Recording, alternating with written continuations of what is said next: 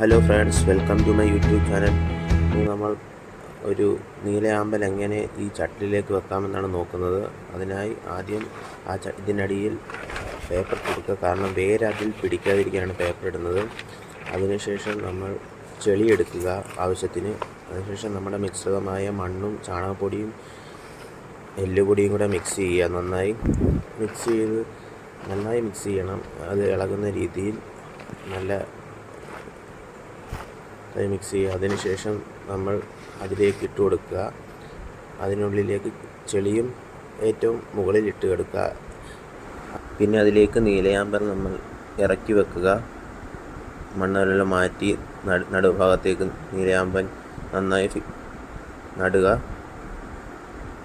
ഇലകളൊക്കെ മടങ്ങിയിരിക്കുന്ന നൂത്ത് വെക്കണം. നന്നായി നൂത്ത് വെക്കുക. അതിനുശേഷം അതിലേക്ക് വെള്ളം നിറയ്ക്കുക. വെള്ളം നന്നായി നിറയ്ക്കണം.